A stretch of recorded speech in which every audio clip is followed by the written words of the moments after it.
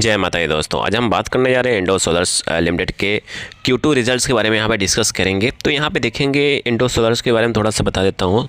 Indo solar आपको पता है एक सब्सिडरी कंपनी किसकी, वारी एनर्जी की सब्सिडरी कंपनी, मतलब वारी ग्रुप की एक सब्सिडरी कंपनी है इंडो सोलर।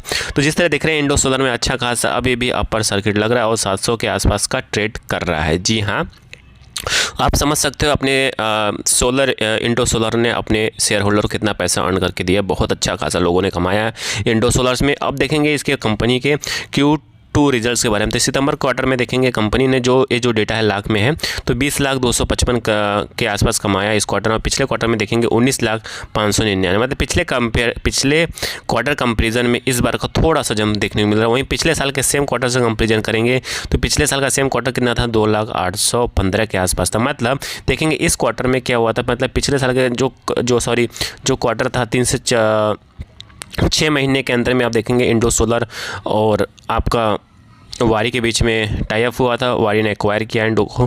फिर उसके बाद आप देखेंगे वारी का जो प्रोजेक्ट्स है, जो अलाइनमेंट आप कह सकते हो, बहुत ज़बरदस्त देखने को मिला और दिखाई दे रहा है आपके प्रॉफिट पे भी, मतलब कह सकते हो बैलेंस शीट पे भी अच्छा खासा रिफ्लेक्ट कर रहा है।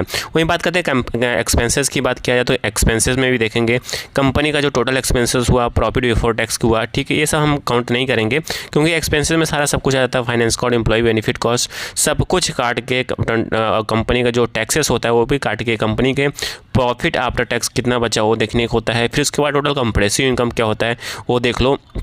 जो कंपनी का मेन इनकम होता है ये रहा आपका टोटल कंप्रेसिव इनकम, ठीक है। तो इस इनकम में देखेंगे कंपनी के इस क्वार्टर में 4,633 करोड़ के आसपास कमाया और पिछले क्वार्टर में कितना था, 11,680 के आसपास कमाया और पिछले साल के सेम क्वार्टर में देखेंगे 9,48,000 के आसपास कमाया। मतलब यहाँ पे आप देखेंगे कंपनी ने जो इस बार जो जंप लगाया था, कह सकते हो जो कंपनी का इस बार का जंप था वो अच्छा खासा जंप था, बट पिछले क्वार्टर कंपेरिजन में इस बार गिरता हुआ दिखाई दे रहा। और गिरा कहाँ पे वो चीज़ देख लेते हैं। कंपनी का देखेंगे कंपनी ने इस पैसे को खर्च कहाँ किया, जबकि देखेंगे कंपनी का जो ऑपरेशंस इनकम था बहुत ज़बरदस्त था। तो यहाँ पे देखेंगे डिफरेंट टैक्स रेफर नोट्स, तो यहाँ पे ये वाला देखेंगे कंपनी ने यहाँ पे पैसे थोड़ा सा उड़ाया इस क्वार्टर में। इस वाला देखिए यहाँ पे कंपनी ने यहाँ पे देखिए। फिर उसके बाद अदर एक्सपेंसेस में कंपनी ने पिछले साल कंपेरिजन में एक्सपेंसेस देखिए, बिफोर टैक्स के बाद आफ्टर टैक्स देखिए, तो यहाँ पे एक्सपेंसेस भी बढ़ता हुआ दिखाई दे रहा है। तो कंपनी के कहने का मतलब पिछले साल के सेम क्वार्टर से कंपेरिजन करेंगे तो रिजल्ट तो अच्छा है, ठीक है, बट पिछले क्वार्टर कंपेरिजन में रिजल्ट कम है, हाफ से भी ज़्यादा है।